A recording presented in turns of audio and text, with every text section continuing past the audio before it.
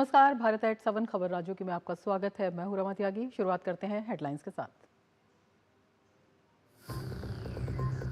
आज का दिन भारत की विकास यात्रा के लिए ऐतिहासिक। प्रधानमंत्री ने महाराष्ट्र के पालघर में किया पाटबन बंदरगाह का शिलान्यास। पीएम ने कहा, गुलामी की बेड़ियों के हर निशान को पीछे छोड़ते हुए नया भारत समुद्री इंफ्रास्ट्रक्चर में लगा रहा है मील के नए पत्थर।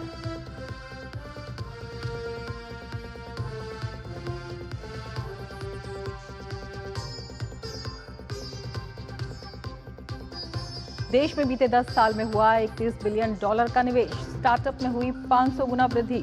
मुंबई के ग्लोबल फिनटेक फेस्ट में बोले प्रधानमंत्री, कहा देश 21वीं सदी की जरूरतों के मुताबिक बढ़ रहा है आगे।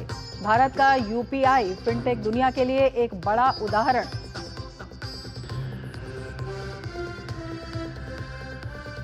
तीन से 5 सितंबर तक ब्रुनेई और सिंगापुर के दौरे पर रहेंगे प्रधानमंत्री। विदेश मंत्रालय ने प्रेस वार्ता के दौरान दी जानकारी। किसी भी भारतीय प्रधानमंत्री की होगी ये पहली ब्रुनेई यात्रा।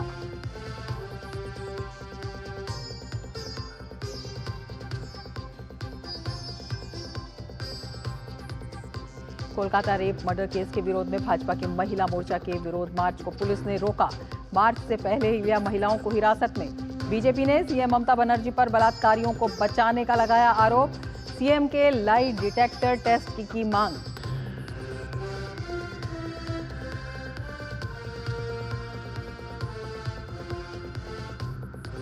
जेएमएम से अलग होकर आज रांची में बीजेपी में शामिल हुए चंपाई सोरेन। सोरेन ने पीएम मोदी के नेतृत्व पर जताया है भरोसा।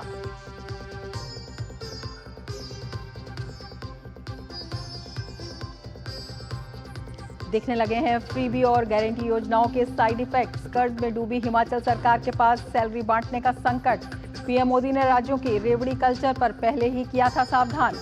आर्थिक बदहाली पर अब कांग्रेस की पल्ला झाड़ने की कोशिश।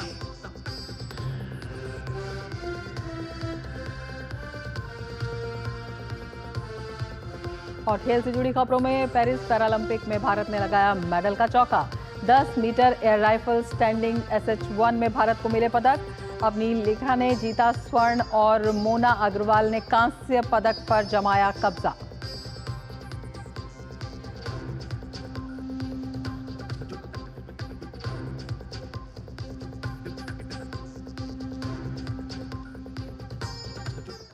लेकिन समाचार विस्तार से। सबसे पहले बात बिहार के स्वास्थ्य क्षेत्र की। केंद्रीय स्वास्थ्य मंत्री जेपी नड्डा 6 और 7 सितंबर को बिहार के दौरे पर रहेंगे। इस दौरान वो राज्य के लोगों को बड़ा तोहफा देने वाले हैं। जेपी नड्डा IGI-MS नेत्र अस्पताल सहित 4 मेडिकल कॉलेज अस्पतालों के सुपर स्पेशलिटी ब्लॉक का उद्घाटन करेंगे। IGI-MS में बने रीजनल आई इंस्टीट्यूट 5 लाख लोगों का इलाज इसमें संभव होगा। देखें खास रिपोर्ट। बिहार की राजधानी पटना में 6 और 7 सितंबर को केंद्रीय स्वास्थ्य मंत्री जेपी नड्डा आ रहे हैं। इस दौरान वो बिहार के लोगों को बड़ा तोहफा देने वाले हैं। पटना के IGI-MS हॉस्पिटल में रीजनल आई इंस्टीट्यूट का विस्तारीकरण होगा। इसके साथ ही PMCH अस्पताल में 200 बेड के सुपर स्पेशलिटी हॉस्पिटल का उद्घाटन भी किया जाएगा। स्वास्थ्य मंत्री जेपी नड्डा बिहार में देंगे कई सौगात। दरभंगा एम्स की जमीन देखने जाएंगे JP Nadda. Darbhanga medical college एवं अस्पताल में नवनिर्मित सुपर स्पेशलिटी ब्लॉक का करेंगे उद्घाटन। दरभंगा प्रवास के दौरान दरभंगा एम्स के शिलान्यास की तारीखों पर हो सकता है फैसला। रीजनल इंस्टीट्यूट ऑफ ऑप्थेल्मोलॉजी का करेंगे उद्घाटन। बिहार के लोगों को अब आंख के इलाज के लिए राज्य के बाहर नहीं जाना पड़ेगा। भागलपुर जवाहरलाल मेडिकल कॉलेज में 200 बेड के अस्पताल का होगा उद्घाटन। केंद्रीय स्वास्थ्य मंत्री जेपी नड्डा 6 और 7 सितंबर को बिहार के दौरे पर आ रहे हैं। इस दौरान राज्य के लोगों को बड़ा तोहफा मिलने वाला है। इस दौरान IGI-MS नेत्र अस्पताल सहित 4 मेडिकल कॉलेज अस्पतालों के सुपर स्पेशलिटी ब्लॉक का उद्घाटन होगा। बिहार के लोगों को इससे पहले आंख की बीमारियों का इलाज के लिए दिल्ली या दक्षिण भारत जाना पड़ता था, मगर इस अस्पताल के शुरू होने के बाद यहां हर इलाज संभव होगा। पहली बार ऐसा हुआ है कि आई ट्रॉमा के लिए हम लोगों ने डेडिकेटेड एक इमरजेंसी स्थापित की है। इसके अलावा जो भी सुपर स्पेशलाइजेशन है, चाहे आप रेटिना की बात कीजिए, कॉर्निया की बात कीजिए, ट्रांसप्लांट की बात कीजिए, सारी सुविधा एक छत के नीचे। प्लस जो भी इन्वेस्टिगेशन होते हैं, चाहे उसका बेसिक सीबीसी ब्लड टेस्ट हो या उसका सिटी एमआरआई हो, आँख से संबंधित जो भी जांचें हैं वो उसी अस्पताल में, उसी छत के नीचे, उसी बिल्डिंग में। IGIMS में पहले भी आंखों का इलाज होता था। हालांकि रीजनल आई इंस्टीट्यूट बनने से इसमें सेवा विस्तार होने वाला है। रीजनल आई इंस्टीट्यूट बेड की संख्या बढ़ने से ज्यादा लोगों को समय पर इलाज उपलब्ध हो सकेगा। यहाँ पहले 60 बेड पर इलाज की सुविधा थी, अब 154 बेड पर इलाज संभव होगा। ट्रॉमा में बहुत अपग्रेडेशन होगा, साथ ही ट्रॉमा के अंदर हर एक सुपर स्पेशलिटी ऑपरेशन की भी व्यवस्था होगी, जिसके अंदर उस ट्रॉमा यूनिट के अंदर ही आपको 2 ऑपरेशन थिएटर होंगे मॉड्यूलर, जो कि सिर्फ इमरजेंसी के काम के लिए इस्तेमाल किया जाएगा। तो उनको इंतजार भी नहीं करना पड़ेगा और तत्काल प्रभाव से उनको शायद सुविधाएं उपलब्ध हो पाएंगी। मुझे लगता है कि बिहार में आज वो सारी सुविधाएं उपलब्ध हैं जो कि वर्ल्ड में अब बेस्ट ऑफ जगहों पे उपलब्ध है। पटना के PMCH के इंदिरा गांधी हृदय रोग अस्पताल के पीछे सुपर स्पेशलिटी हॉस्पिटल का निर्माण कराया गया है। 160 बेड वाले इस अस्पताल में 51 बेड का ICU और 9 सुपर स्पेशलिटी विभाग होंगे। इसमें neurology, neurosurgery, nephrology, endocrinology, neonatology, paediatric surgery, haematology, radiotherapy और गैस्ट्रोएंटरोलॉजी विभाग के मरीजों का इलाज संभव होगा। गौरतलब है कि केंद्र सरकार ने प्रदेश में चिकित्सा शिक्षा को बढ़ावा देने और सुपर स्पेशलिटी विभागों की स्थापना के लिए 2016 में 200 करोड़ रुपए देने की घोषणा की थी। बिहार के लिए इससे बड़ा कुछ चिकित्सा में सुविधा की बात भारत सरकार और नीतीश कुमार जी के नेतृत्व में बहुत ही अच्छा एक मैसेज जो है और एक बहुत बड़ी सुविधा बिहार को मिलने जा रही है। पटना के बाद JP नड्डा भागलपुर जाने वाले हैं। भागलपुर में स्वास्थ्य मंत्री 200 बेड के सुपर स्पेशलिटी ब्लॉक का उद्घाटन करेंगे। फिर वहां से वो गया जाएंगे, जहां मगध मेडिकल कॉलेज में सुपर स्पेशलिटी अस्पताल का उद्घाटन करेंगे। बताया जा रहा है कि स्वास्थ्य मंत्री अपने बिहार दौरे में दरभंगा में एम्स के प्रस्तावित स्थल का मुआयना भी करेंगे। दरभंगा में बिहार का दूसरा एम्स बनने वाला है। इसके लिए शोभन बाईपास के पास बिहार सरकार ने जमीन का अधिग्रहण किया है। बिहार में डबल इंजन की सरकार है, लिहाजा शिक्षा के साथ खेल कूद और स्वास्थ्य की सेवाओं में बड़ा विस्तारीकरण हो रहा है। IGIMS हॉस्पिटल के अलावा PMCH, गया के अनुग्रह नारायण हॉस्पिटल, मुजफ्फरपुर के सरकारी अस्पताल और DMCH में सुपर स्पेशलिटी हॉस्पिटल के 200 से ज़्यादा बेड के शुरू होने से लोगों को इलाज में बड़ी सुविधा मिलेगी। अब उन्हें इलाज के लिए दूसरे राज्यों में जाने की ज़रूरत नहीं पड़ेगी। कैमरामैन जय कुमार के साथ पटना से DD न्यूज़ के लिए मधुरेश नारायण। छत्तीसगढ़ के माओवाद आतंकवाद से प्रभावित जिले में कमजोर आर्थिक स्थिति वाले परिवारों के बच्चों के लिए सरकार ने बड़ा ऐलान किया है। ऐसे बच्चों को तकनीकी एवं व्यावसायिक उच्च शिक्षा के बेहतर अवसर दिलाने के लिए सरकार ब्याज मुक्त ऋण देने जा रही है। इस घोषणा के साथ ही अब इन क्षेत्रों के छात्रों को बेहतर शिक्षा और रोजगार के अवसर मिल सकेंगे। देखिए छत्तीसगढ़ से ये खास रिपोर्ट। छत्तीसगढ़ सरकार ने नक्सल प्रभावित जिलों के छात्रों के लिए एक बड़ी राहत की घोषणा की है। यह खबर उन छात्रों के लिए है जो पढ़ाई का खर्चा नहीं उठा पाते थे। अब उन जिलों के विद्यार्थियों को शिक्षा के लिए ब्याज रहित ऋण मिलेगा। छात्रों के उज्जवल भविष्य के लिए छत्तीसगढ़ सरकार का बड़ा कदम। नक्सल प्रभावित क्षेत्र के छात्रों को मिलेगा शिक्षा के लिए ब्याज मुक्त ऋण। 17 जिलों के छात्रों को मिलेगा 4 लाख रुपए तक का ऋण। मुख्यमंत्री उच्च शिक्षा ऋण ब्याज अनुदान योजना के तहत लाभान्वित होंगे छात्र। ये योजना 35 तकनीकी और अन्य व्यावसायिक पाठ्यक्रमों को करती है कवर। सरकार की कोशिश युवा नक्सलवाद की तरफ प्रभावित न होकर कैरियर पर करें फोकस। छत्तीसगढ़ के नक्सल प्रभावित जिलों में कमजोर आर्थिक स्थिति वाले परिवारों के बच्चों को तकनीकी एवं व्यावसायिक उच्च शिक्षा के बेहतर अवसर दिलाने के लिए ब्याज मुक्त ऋण दिया जाएगा। इन जिलों में अधिक से अधिक विद्यार्थियों को मुख्यमंत्री उच्च शिक्षा ऋण ब्याज अनुदान योजना के तहत लाभान्वित करने और इसके लिए विशेष अभियान चलाने के निर्देश अधिकारियों को दिए गए हैं। नक्सल प्रभावित 17 जिलों के विद्यार्थियों को 4 लाख रुपए तक का ब्याज मुक्त ऋण और शेष जिलों के विद्यार्थियों को 1% ब्याज पर ऋण छत्तीसगढ़ सरकार देगी। ये योजना 35 तकनीकी और अन्य व्यावसायिक पाठ्यक्रमों को कवर करती है, जिनमें डिप्लोमा, स्नातक और पीजी स्तर के पाठ्यक्रम शामिल हैं। बस्तर के छात्र काफी खुश हैं। वो छत्तीसगढ़ सरकार को धन्यवाद कह रहे हैं। ब्याज नहीं लग रहा है लोन लेने में, तो अच्छी बात है। और पेरेंट्स भी ज़्यादा प्रेशराइज्ड नहीं रहेंगे, बच्चे भी ज़्यादा प्रेशराइज्ड नहीं रहेंगे और वो अच्छी तरीके से पढ़ेंगे। उनके में कोई प्रेशर नहीं रहेगा कि हमको ब्याज देना है तो हमको उस चीज़ के लिए भी पैसे कलेक्ट करने पड़ेंगे, सेव करने पड़ेंगे।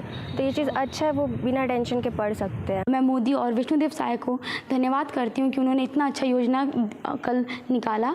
जो सभी छात्राएं हैं उनको बहुत तकलीफ होती थी ब्याज देने में, और वो सभी उन सभी के लिए माफ़ हो गए। इसके लिए आपका बहुत बहुत धन्यवाद। वही बस्तर से आदिवासी नेता महेश गागड़ा कह रहे हैं कि छत्तीसगढ़ सरकार ने बस्तर के बच्चों की पढ़ाई के बारे में सोचा है। इससे बस्तर में आदिवासी बच्चों को पढ़ाई करने में अब दिक्कत नहीं होगी। छत्तीसगढ़ सरकार द्वारा नस्ल प्रभावित क्षेत्र के विद्यार्थियों के लिए बड़ा सौगात दी है। उनके पढ़ने के लिए, उनके शिक्षा के लिए जो सौगात दी है, निश्चित तौर पर नस्ल प्रभावित क्षेत्र में जो आदिवासी युवा हैं उनको एक उज्जवल भविष्य के लिए, नया जीवन गढ़ने के लिए सुनहरा मौका दिया है। मैं उन युवाओं की तरफ से छत्तीसगढ़ सरकार को मैं धन्यवाद ज्ञापित करता हूं। इस योजना के तहत शिक्षा ऋण सब्सिडी के लिए अधिकतम सीमा 4 लाख रुपए निर्धारित की गई है, जो छात्रों को उच्च शिक्षा प्राप्त करने के लिए आवश्यक वित्तीय सहायता प्रदान करेगी। इसके तहत सरकार की कोशिश है कि युवा नक्सलवाद की तरफ प्रभावित न होकर कैरियर पर फोकस करें। ऐसे में महंगे कोर्सेस या कॉलेज उनके लिए बाधा ना बने, इसलिए हायर एजुकेशन के लिए इंटरेस्ट फ्री लोन दिया जाएगा।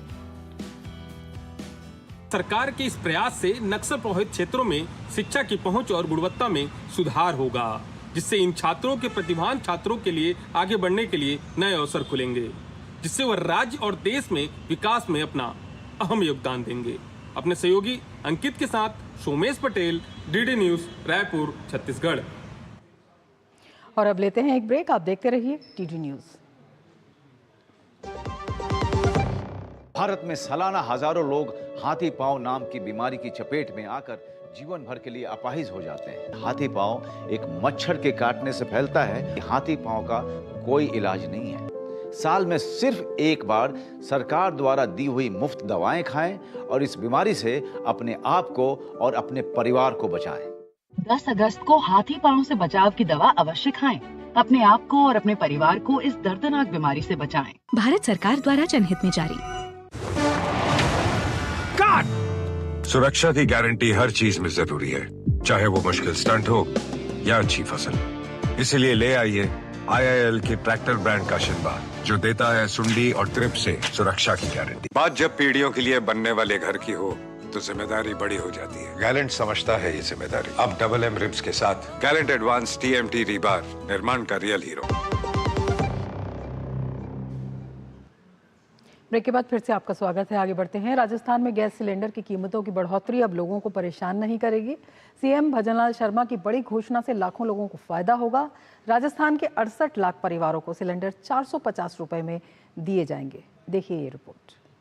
राजस्थान के लाखों परिवारों के लिए राहत की खबर है। मुख्यमंत्री भजनलाल शर्मा ने बीते दिनों विधानसभा में घोषणा की थी कि यहाँ के लोगों को सस्ते में सिलेंडर मिलेगा। अब महज 450 रुपए में राजस्थान के लाखों परिवारों को सस्ते में सिलेंडर दिया जाएगा। इसकी जो राशि है वो सब्सिडी के तौर पर खातों में मिल सकेगी। सीएम भजनलाल की बड़ी घोषणा, राजस्थान में सस्ता हुआ gas cylinder. National food security act से जुड़े परिवारों को मिलेगा 1 सितंबर से सस्ता रसोई गैस सिलेंडर। 1 सितंबर से 450 रुपए में दिए जाएंगे गैस सिलेंडर। राजस्थान के लगभग 68 लाख परिवारों को होगा योजना का लाभ। राजस्थान में 1,75,48,000 से ज्यादा उपभोक्ता हैं।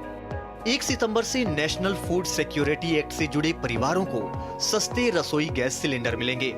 बीपीएल और उज्ज्वला कनेक्शन धारियों के साथ अब इन परिवारों को भी इसमें जोड़ा गया है।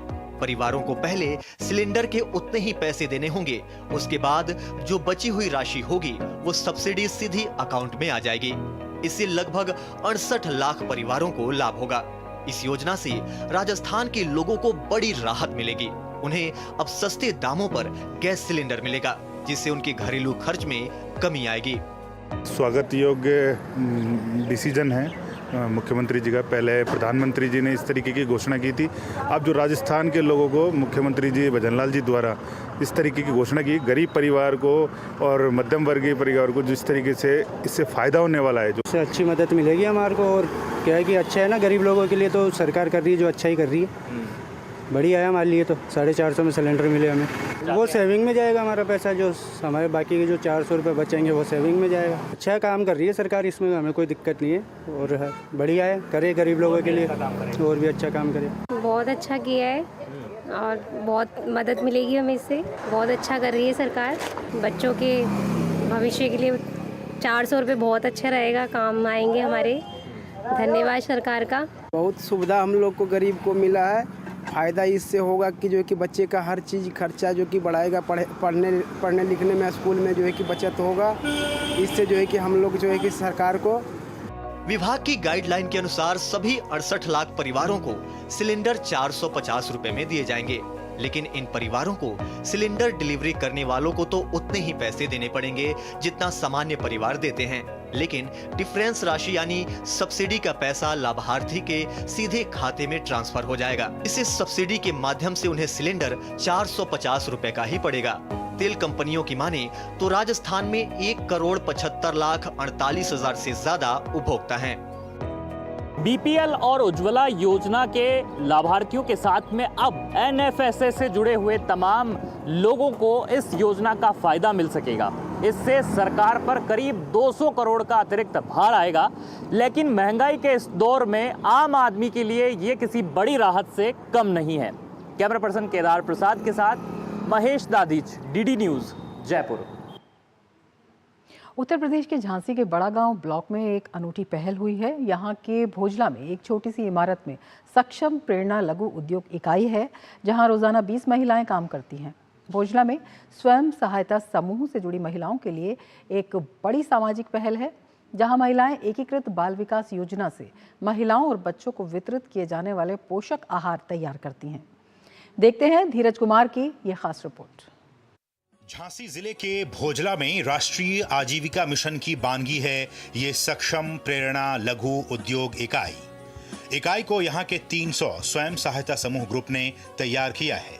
ग्रुप से जुड़कर समूह की महिलाओं ने हर ग्रुप से 30,000 रुपए इकट्ठा किए और तकरीबन 90 लाख रुपए की राशि से पुष्टाहार उत्पादन इकाई की नींव रखी, जहां मनरेगा से मिले करीब 20 लाख रुपए से उत्पादन के लिए मकान तैयार हुआ, जिसमें उत्पादन से लेकर मैनेजमेंट तक की सभी जिम्मेदारी आधी आबादी के कंधों पर दी गई। शुरुआत बहुत अच्छी है, इससे हम लोगों को एक एक्सपीरियंस भी मिल रहा है और महिलाएं जो हैं वो प्रोडक्शन भी कर रही हैं और काम भी कर रही हैं, तो दोनों काम एक साथ हो रहा है उसमें। तो वो लोग अपना बिजनेस करना भी सीख रही हैं इसी के साथ साथ, और प्लस पौष्टिक आहार, बच्चों को अच्छा क्वालिटी पौष्टिक आहार मिल रहा है उससे।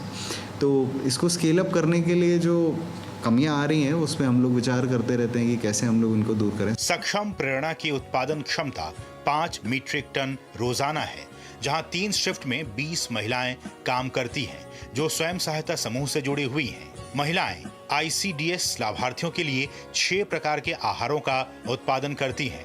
इकाई से कुपोषण दूर करने और महिलाओं को आर्थिक रूप से सशक्त बनाने में भी मदद मिल रही है। द्रौपदी बताती हैं कि यहाँ से जुड़ने के बाद कैसे उनकी जिंदगी में बदलाव आया है। बच्चे पढ़ाई कर पा रहे हैं और घर के हालात भी बदले हैं। आटा बेसन बर्फी, आटा बेसन खिचड़ी वो है 6 से 3 माह के बच्चों के लिए, और गर्भवती महिला के लिए आटा बेसन बर्फी और खिचड़ी है जो है गर्भवती महिलाओं के लिए। जो ऊर्जा युक्त हलवा है वो है कुपोषित बच्चों के लिए। जब से मैंने इसमें काम किया है, जब से हम लोग बहुत खुश हैं। 8,000 हम लोगों को पेमेंट मिलती है, कुछ खुद कमाते हैं, खुद सक्षम है। CHR का कॉन्सेप्ट वही है कि हमने समूह की महिलाओं को जोड़ा, उनके पैसे इकट्ठे करें और उनके थ्रू एक ऐसा सेटअप किया कि वही लोग उस राशन को बना रहे हैं और फिर वही डिपार्टमेंट में ICDS में सप्लाई कर रहे हैं। तो हम लोग इंस्टेड ऑफ प्रोक्योरिंग बाहर से, हम लोग समूह की महिलाओं के माध्यम से वो चीज़ करा रहे हैं। साल 2021 में उत्तर प्रदेश के 2 जिले उन्नाव और फतेहपुर से इस पायलट प्रोजेक्ट की नींव रखी गई थी, जो विस्तार पाकर राज्य के 43 जिलों में 202 उत्पादन इकाइयों तक पहुंच गई हैं, जहां 4080 महिलाओं के परिवारों की रोजी रोटी चल रही है और 12 मिलियन ICDS लाभार्थियों तक इसका लाभ पहुंच रहा है। ग्रामीण विकास मंत्रालय की पहल से स्वयं सहायता समूह ने लघु उद्योग का रूप ले लिया है और इसकी जो वानगी है, इसकी मिसाल है ये भोजला का ये पोषाहार उत्पादन केंद्र, और जहां की कुपोषित बच्चों के लिए 6 रेसिपी के प्रोडक्ट तैयार होते हैं और इसका फ़ायदा स्वयं सहायता समूह से जुड़ी हुई महिलाओं को होता है। कैमरामैन संदीप कुमार के साथ धीरज कुमार, डेली न्यूज़, झांसी। गुजरात में बारिश से हाहाकार मचा हुआ है। गुजरात के कई जिलों में पिछले करीब 1 सप्ताह से मूसलाधार बारिश हो रही है। इससे कई जिलों में बाढ़ जैसे हालात हैं। NDRF और सेना रेस्क्यू ऑपरेशन में जुटी हुई है, लेकिन राहत की बात है कि चक्रवात आसना का असर कम हो रहा है। में पिछले 4-5 दिन से भारी बारिश हो रही है और इसका असर गुजरात के सौराष्ट्र, कच्छ और बड़ौदा में देखने को मिला। और ख़ास करके ये बताया जा रहा है कि गुजरात के कच्छ में आसना नाम का एक चक्रवात तूफान आने वाला था, लेकिन इसकी तीव्रता कम हो गई है। और इस बात की पुष्टि कच्छ के कलेक्टर ने हमसे फ़ोन पे बातचीत के दौरान की थी कि जो आसना नामक चक्रवात था उसकी तीव्रता काफ़ी कम हो गई है। गुजरात में पिछले 4 दिनों से लगातार भारी बारिश हो रही है। चक्रवाती तूफान आसना की आशंका जताई जा रही थी, लेकिन चक्रवात आसना का असर भी कच्छ की ओर कम हो गया। इस चक्रवात की तीव्रता कम हो गई है, लेकिन प्रशासन इस चक्रवात के लिए पूरी तरह से तैयार है। कंडला, मुंद्रा और जखौ बंदरगाह पर 3 नंबर सिग्नल लगाए गए हैं और मछुआरों को भी चेतावनी दी गई है। चक्रवात आसना का असर आंशिक हो गया है, इसकी जानकारी कच्छ के कलेक्टर ने फोन पर बातचीत के दौरान दी है। कच्छ में 2 दिनों से हो रही भारी बारिश के कारण कई जगहों पर पानी भर गया है। लोगों को परेशानी हो रही है, लेकिन शुक्रवार सुबह से ही अब तक कोई भारी बारिश नहीं देखी गई। कच्छ के मुंद्रा में सिर्फ 1 इंच बारिश हुई है। वहीं इस तूफान को लेकर प्रशासन हाई अलर्ट पर है। NDRF, SDRF की टीमें तैनात कर दी गई हैं और लोगों को तट के पास न जाने की सलाह दी गई है। आसना नाम का चक्रवात आने की वजह से प्रशासन मोड काफ़ी अलर्ट मोड पर है। प्रशासन की ओर से जखौ, मुंद्रा और कंडला बंदरगाह पर 3 नंबर का सिग्नल लगाया गया है और मछुआरों को भी चेतावनी दी गई है। और ख़ास करके NDRF और SDRF की टीमें भी वहाँ पे तैनात की गई है। पिछले 12 या 15 घंटों की बात की जाए तो गुजरात में काफ़ी कम बारिश दर्ज की गई है और ख़ास करके कच्छ के मुंद्रा में सिर्फ 1 इंच बारिश दर्ज हुई है। और आज अहमदाबाद समेत पूरे गुजरात में काफ़ी अच्छी धूप खिली है, आसमान भी खिला हुआ है। ख़ास करके पिछले 12 या 15 घंटों में काफ़ी कम बारिश दर्ज की गई हुई है। आज अहमदाबाद समेत पूरे गुजरात में काफ़ी अच्छी धूप खिली हुई है, आसमान भी काफ़ी साफ़ है। मतलब ये कहा जा सकता है कि कम बारिश की वजह से अब लोगों की ज़िंदगी पटरी पे आना शुरू हुई है। वाहन व्यवहार भी सुचारू रूप से शुरू हो गया है, रेलवे ट्रैक्स भी खोल दिए गए हैं। कैमरामैन कुणाल चौहान के साथ मैं मानुश्री पटेल, दूरदर्शन समाचार, अहमदाबाद। और अब लेते हैं एक ब्रेक, आप देखते रहिए TG न्यूज़।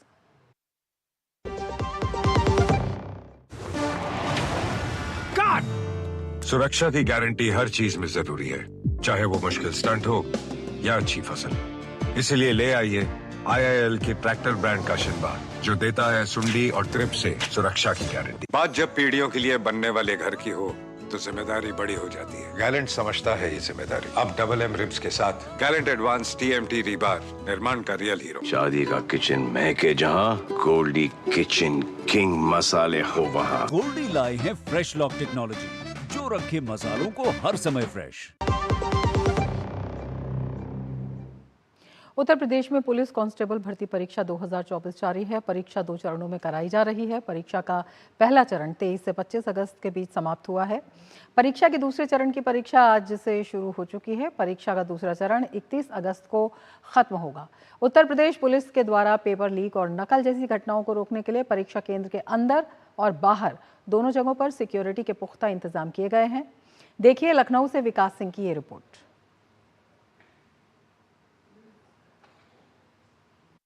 आज एक बार फिर से सिपाही भर्ती परीक्षा की शुरुआत हो गई है। 30 और 31 तारीख को 2 पालियों में परीक्षाएं कराई जाएंगी। यहाँ पर प्रथम पाली की परीक्षा समाप्त हो चुकी है और द्वितीय पाली के लोग यहाँ पर आ गए हैं। यहाँ पर स्टूडेंट जो आए हुए हैं, यहाँ पर जो परीक्षार्थी आए हुए हैं, उनको बाकायदा सघन चेकिंग के बाद ही अंदर प्रवेश दिया जा रहा है।